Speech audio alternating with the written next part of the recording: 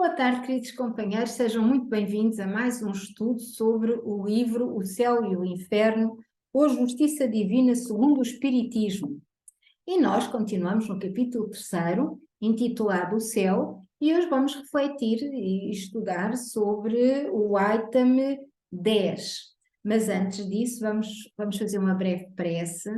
Convido a todos para fecharem os vossos olhos e levarem o vosso pensamento até ao nosso amado Pai Celestial. Todo ele energia, luz e pureza. Ao nosso querido amado Mestre Jesus, de braços abertos para nos receber. E aos mestres da luz e paz, aos nossos mentores e guias, para que nós nestas reflexões e estudos possamos ser agraciados com a bênção da compreensão, da integração do conhecimento dentro de nós mesmos, de forma a podermos agir de consonância com aquilo que vamos aprendendo. E assim, amado Pai Celestial, que a tua luz maior nos envolva a todos. Ilumina as casas de cada um de nós. Ilumina o universo. E que assim seja. E assim, queridos companheiros, vamos começar a ler então o item 10 e depois vamos cruzar este item 10 com algumas questões do Livro dos Espíritos e com um bocadinho, um excerto do livro Emmanuel, que foi psicografado por Francisco Cândido de Xavier, que foi ditado exatamente pelo Espírito Emmanuel. Ora bem, diz-nos então o Céu e o Inferno, no item 10. No intervalo das existências corporais, o espírito entra por um tempo mais ou menos longo no mundo espiritual, onde é feliz ou infeliz, segundo o bem ou o mal que haja feito. O estado espiritual é o estado normal do espírito, porquanto esse deve ser seu estado definitivo, e porque o corpo espiritual não morre. O estado corporal é apenas transitório e passageiro. É principalmente no estado espiritual que ele recolhe os frutos do progresso realizado pelo seu trabalho durante a encarnação. É também nesse estado que ele se prepara para novas lutas e toma as resoluções que se esforçará para pôr em prática no retorno à humanidade. Na erraticidade, e o que é a erraticidade? A erraticidade não é um lugar, como muitos de nós pensamos. A erraticidade é um estado do espírito. Portanto, a erraticidade não é um lugar, como nos diz aqui o autor, no espaço, mas um estado em que ficam os espíritos desencarnados ou errantes durante o intervalo das suas diferentes existências corporais. E aqui ele remete-nos para o Livro dos Espíritos, para a pergunta 223 e seguintes, e nós já lá vamos. E, portanto, na erraticidade, o espírito também progride. Nela, ele adquire conhecimentos especiais que não poderia obter sobre a Terra. Suas ideias ali se modificam. O estado corporal e o estado espiritual são para ele a fonte de dois géneros de progresso subsidiários, um com o outro. Eis porque se passa alternadamente por esses dois modos de existência, ora de um estado para o outro. E vamos aqui entender um bocadinho mais algumas questões que aqui estão, remetendo-nos ao Livro dos Espíritos. Portanto, aqui a primeira questão a esclarecer, no meu ponto de vista, é exatamente esta questão da erraticidade. Portanto, a erraticidade não é um lugar, a erraticidade é um estado de espírito, ok? Um estado de espírito é o estado em que o espírito se encontra após a passagem pelo portal da morte. Portanto, ele fica na erraticidade. O local dessa erraticidade depende da evolução do espírito. Podem ser as colónias espirituais, podem ser mundos mais avançados. Enfim, se nós nos lembrarmos do que estudamos no Livro dos Espíritos, há diferentes umbrais. A crosta do planeta Terra também é um umbral. Portanto, a erraticidade há de ser tudo aquilo que envolve o planeta Terra. interior e exteriormente, não é? Interiormente são os umbrais profundos que estão condicentes com vibrações mais densas e mais complicadas. Acima da crosta terrestre são os diferentes umbrais já médios ou superiores, mas são onde estão as colónias e onde estão outros mundos, mas continuam a ser denominados umbrais, até depois irmos para outros mundos que já não são considerados umbrais. Primeira questão que eu gostava aqui de partilhar convosco, de acordo com aquilo que vamos aprendendo aqui no livro do Céu e do Inferno e no livro dos Espíritos. Então, no livro dos Espíritos, nós temos no capítulo 6º, e este capítulo 6º intitula-se Vida Espiritual.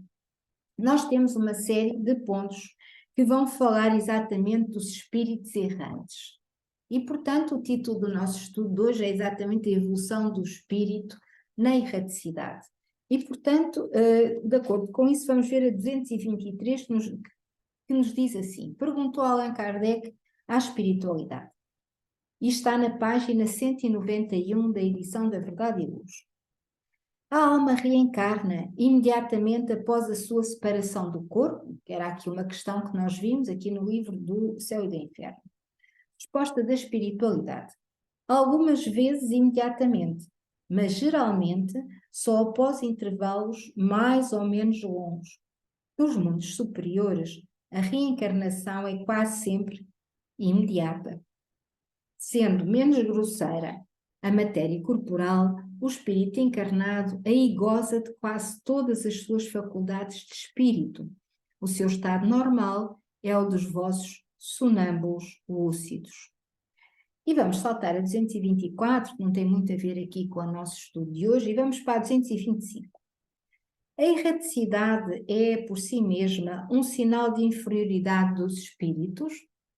Não, pois há espíritos errantes de todos os graus. A encarnação é um estado transitório. Nós o dissemos, no seu estado normal, o espírito está desligado da matéria. Portanto, nós, neste momento, que estamos aqui fisicamente a assistir a este estudo, estamos numa fase do nosso processo evolutivo não normal, uma fase excepcional. Porque o nosso normal é a vida errante, a vida do espírito. Na 226, pergunta Allan Kardec: pode dizer-se que todos os espíritos que não estão encarnados são errantes? E a resposta é: os que devem reencarnar, sim.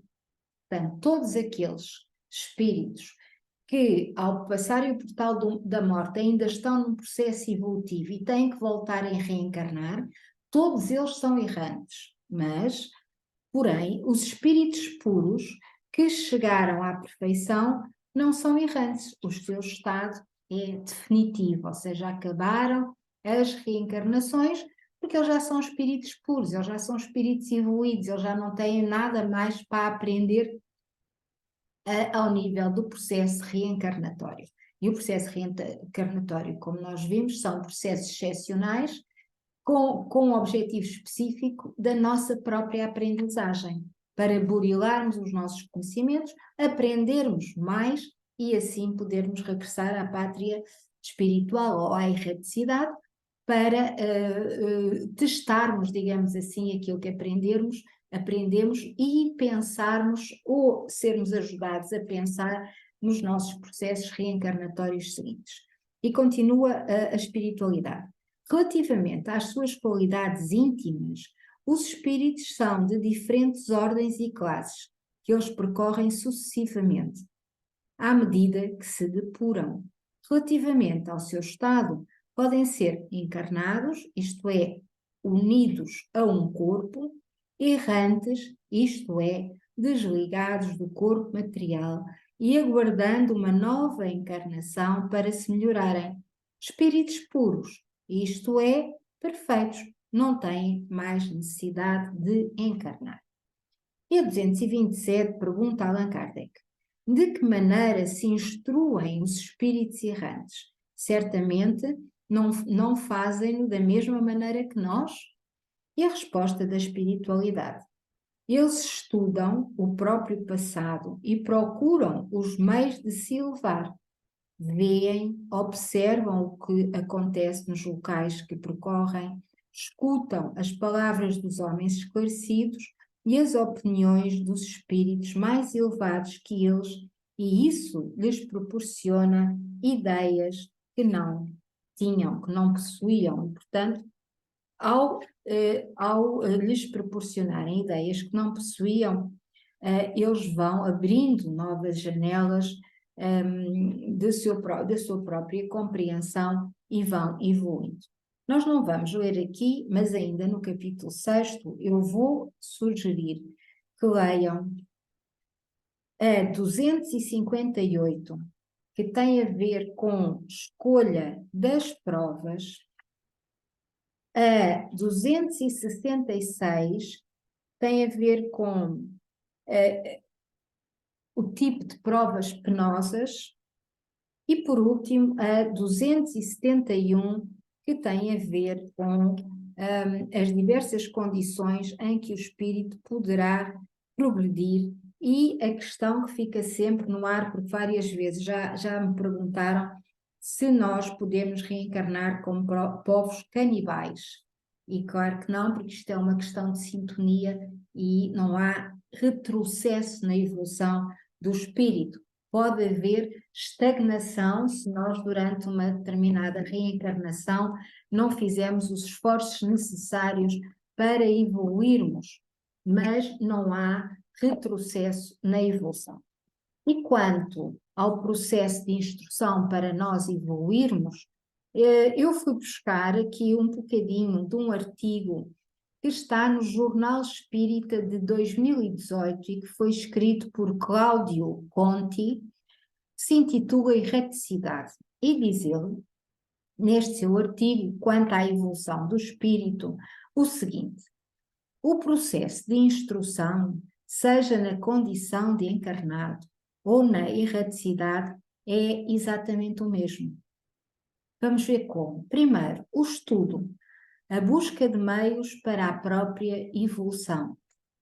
Outra forma, atenção às experiências, ou seja, estarmos atentos a tudo aquilo que nos acontece, às vivências e experiências que temos, tirarmos delas as aprendizagens e tentarmos modificar ou retificar essas situações noutros acontecimentos semelhantes ou iguais.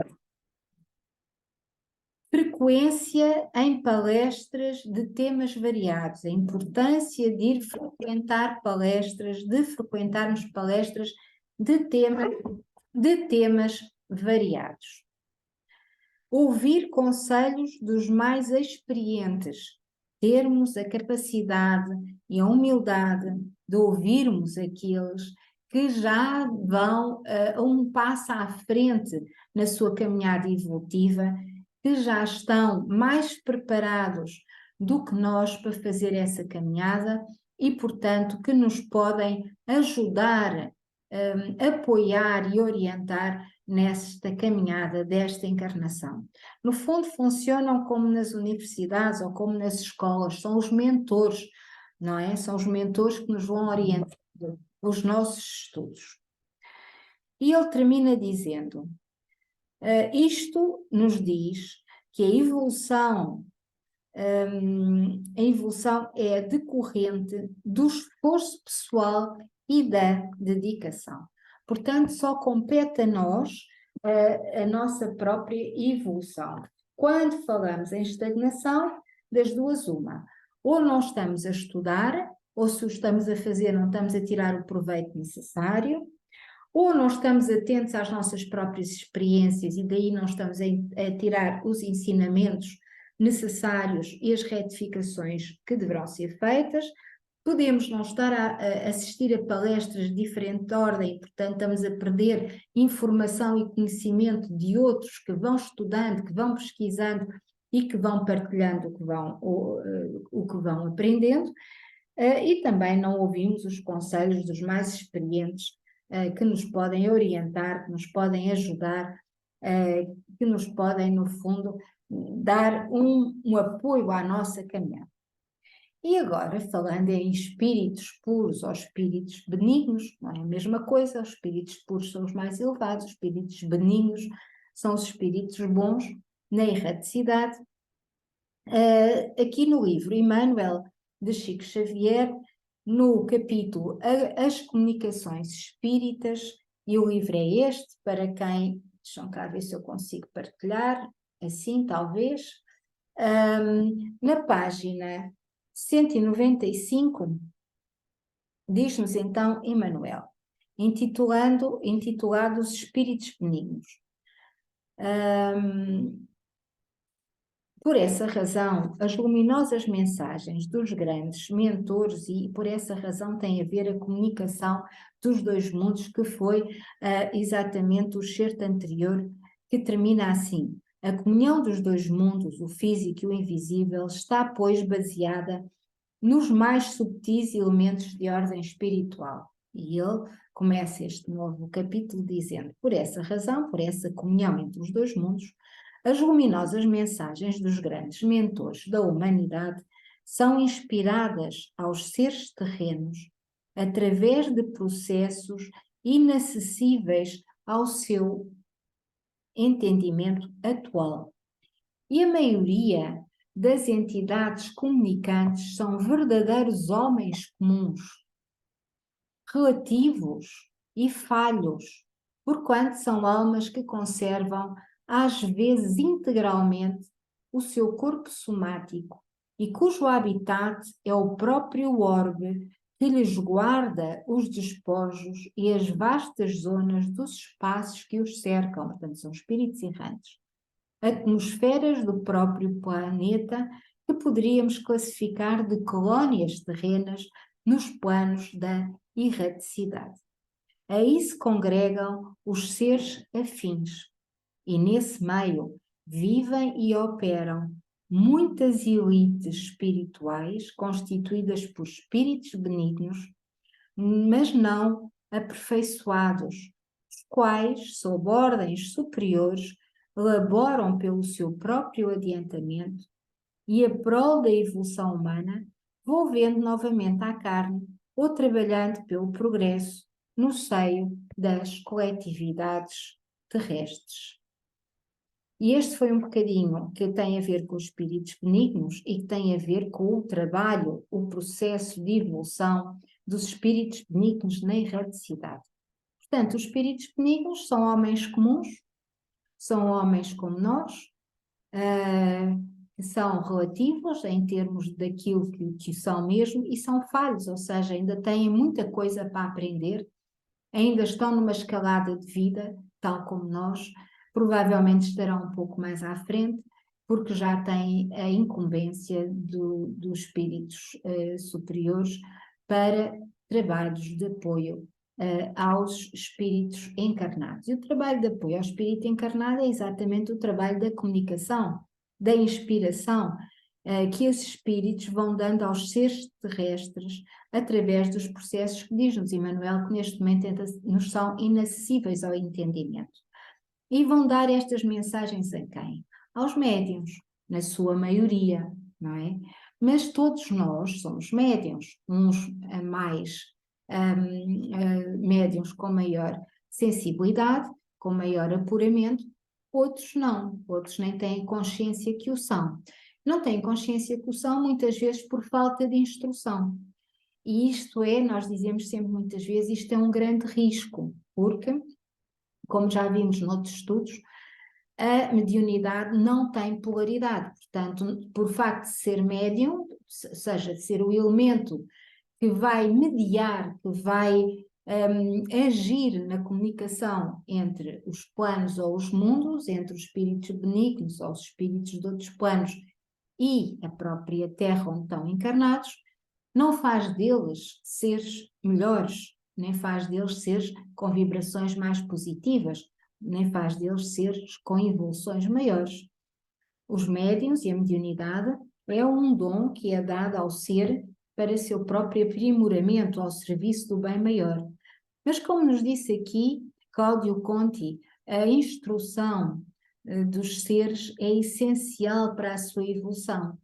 E muitos relatos existem, principalmente na revista espírita, nas diferentes revistas espíritas de Allan Kardec, que ele nos deixou no século XIX, muitos médiuns falhos, muitos médiuns que falharam as suas missões, que vieram com o compromisso, e muitas vezes o pedem, de terem o compromisso de mediar as comunicações entre os planos, de continuarem ao serviço do bem maior, e chegam aqui à densidade do planeta de provas e expiações, que é o planeta Terra ainda, e acabam por perder essa sua vontade firme, porque deixam de ter a capacidade de se lembrar, através do véu do esquecimento, dos seus compromissos, como todos nós, não é? Dos seus compromissos assumidos antes de reencarnar.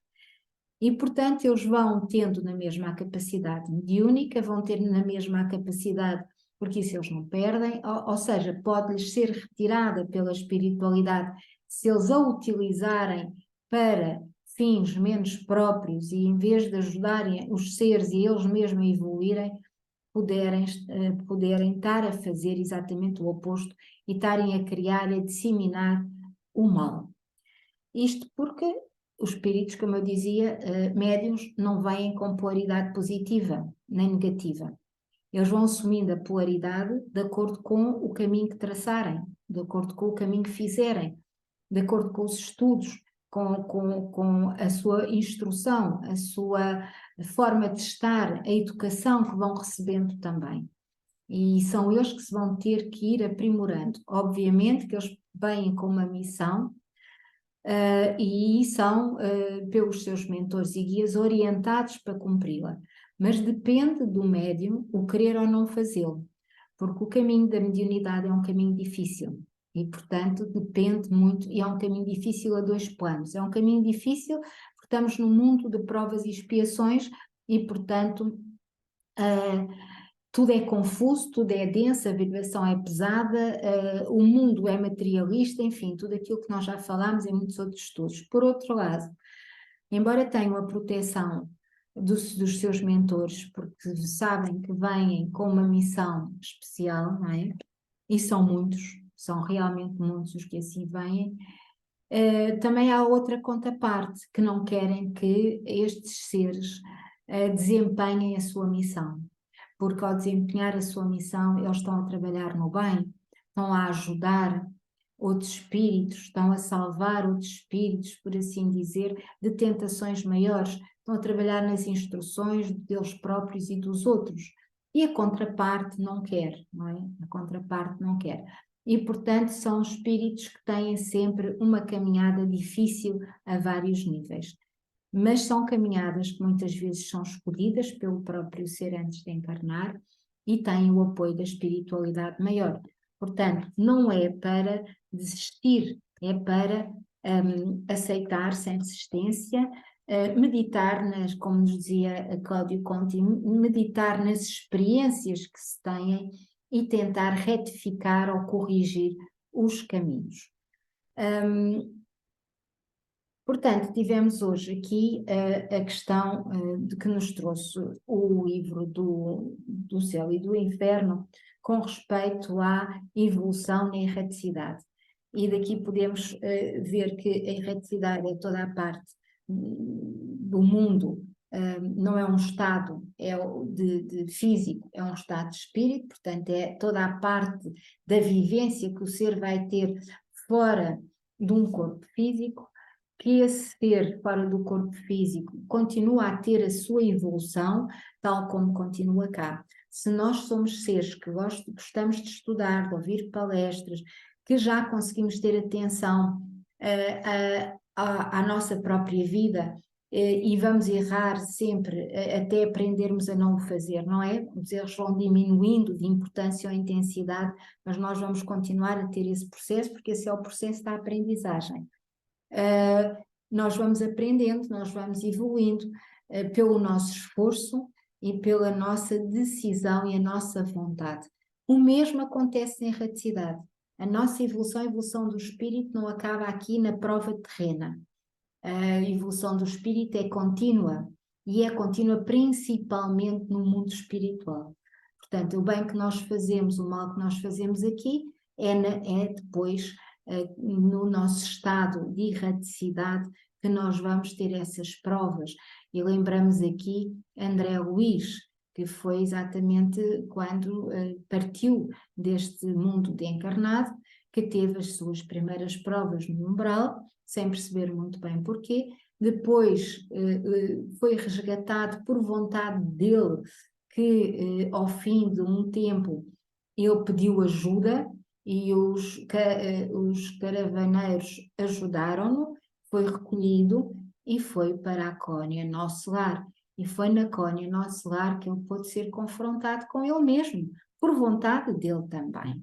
E, portanto, tudo foi um processo de contínua evolução, porque ele era um espírito do bem, embora tivesse tido provas para expurgar o seu espírito devido a hábitos que tinha aqui na Terra que tinham que ser trabalhados. No fundo, esses hábitos que hoje estamos a estudar aos domingos têm a ver com suicídio, e neste caso o suicídio inconsciente, que acabou por o vitimar com um cancro.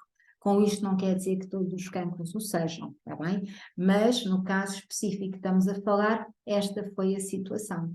E, portanto, a ideia do estudo hoje é esta mesmo. O céu, que é o título do nosso capítulo, estamos a estudar do céu e do inferno, tem todas estas dimensões que temos estado a ver. E hoje tem a dimensão da erraticidade, que é um estado do próprio espírito, não é? E isto é o que também precisamos de reter de hoje, com a questão que vimos sempre a falar. Depende da nossa vontade, do nosso querer, nós evoluirmos nesta nossa experiência encarnatória e nós podermos passar para a erraticidade como espíritos que não deram por estagnada a sua reencarnação. Ou podemos escolher não fazer grande coisa aqui e não evoluirmos muito e depois termos que voltar para ter outra vez esta experiência. Também nos disse a espiritualidade que voltamos mais cedo ou mais tarde, consoante o plano reencarnatório, consoante o expurgo que o espírito ainda precisa de fazer. E, portanto, tudo isto depende da nossa própria vontade, não é? Ou seja, a evolução está nas nossas mãos. Agora, aos médiuns, como sempre, nós chamamos a atenção que a espiritualidade também nos chama a atenção, que é a atenção que os médiuns não são seres que estão acima do bem e do mal. Antes, pelo contrário, são seres que são mais visados pelas razões faladas e que têm que ter uma força de vontade mais forte e têm que estudar mais para compreender os seus próprios processos e que têm que trabalhar mais em equipa para poderem ser ajudados quando os processos são realmente complicados ou complexos. Queridos companheiros, chegamos ao fim do nosso estudo de hoje. Vamos fazer uma breve prece de agradecimento. Quem assim quiser fechar os seus olhos e levar o seu pensamento ao mais alto. Respirar profundamente. Amado Mestre Jesus, de luz, de paz e de bondade. Com o carinho do teu abraço nos sentimos iluminados também, porque a tua luz é imensa e a alegria deste estado é grande. Agradecemos todas as bênçãos derramadas sobre todos nós. A bênção do conhecimento e da instrução, a bênção da partilha, a bênção de podermos estar ao serviço do bem maior, sempre que formos para isso requisitados. E desta forma, nós dizemos, como tu disseste ao nosso Pai Celestial, que se faça em mim a tua vontade e não a nossa. Que assim seja, amado Mestre Jesus, com a graça do nosso Pai Maior. Queridos companheiros, estão todos convidados para estarmos todos juntos novamente amanhã, às 21 horas de Portugal, 17 horas do Brasil, para refletirmos e estudarmos um dos grandes flagelos da humanidade presente, que é o suicídio na ótica espiritual e a prevenção do mesmo. E antes de nos irmos embora, Suzy, boa noite, bem-ajas por estarmos aqui juntas. Que nos tens a dizer? Boa noite, obrigada, gostei muito da leitura. É um tema interessante. Gostava de saber se há mais espíritos reencarnados ou mais espíritos desencarnados. Há mais espíritos na erraticidade, segundo nos diz a espiritualidade. Pois, até porque também não ocupam tanto espaço, não é? Como nós com este corpo físico. Por um lado, talvez, mas a questão é que não há grandes possibilidades deles reencarnarem. Ou seja, com todas as políticas socioeconómicas e de saúde pública, e enfim, mais algumas coisas, não é? Da vontade dos homens, no fundo, podemos resumir desta forma, muitos espíritos querem reencarnar e não conseguem, e portanto são muitos e muitos os espíritos que a espiritualidade nos diz que precisam de reencarnar, ainda num mundo de provas e expiações, ainda com as famílias espirituais, os grupos espirituais que aqui têm, e têm dificuldade, mas são muitos, muitos os espíritos, são mais os que estão desencarnados do que os que estão encarnados. E Manuel disse isso ao Chico na altura, portanto já lá vão há alguns anos que a Chico partiu, não é? Eu não tenho presente os números neste momento, mas ele disse eram muitíssimos, muitíssimo mais. Neste momento, nós sabemos que dos umbrais profundos da Terra, muitos espíritos estão a ser encaminhados já para outros mundos primitivos, portanto, num estado de evolução anterior ao estado de evolução da Terra. Portanto, estão ainda na erraticidade, mas já estão numa erraticidade para reencarnarem em mundos de vibração positiva. Portanto, é normal que comece a haver aqui algum equilíbrio, mas mesmo assim são muito mais, mas muito mais do que nós. Mas irão reencarnar ainda em muitos de provas e expiações. Alguns, outros em mundos primitivos mesmo. Não vêm já para a Terra. Né? Uma vez que estamos a entrar no mundo da regeneração, não vêm já para a Terra, irão para outros de provas. Exatamente. Ou até para mundos mesmo primitivos, portanto, os espíritos que estão nos umbrais profundos, alguns deles vão. E pronto, Suzy, olha, uma noite boa para ti. Muito obrigada. E uma noite boa para todos. E até amanhã, se Deus E até amanhã, se Deus quiser. Obrigada, obrigada. Até Obrigada. amanhã. Um beijinho Deus, grande. obrigada. Fique bem. Deus. Obrigada, boa noite.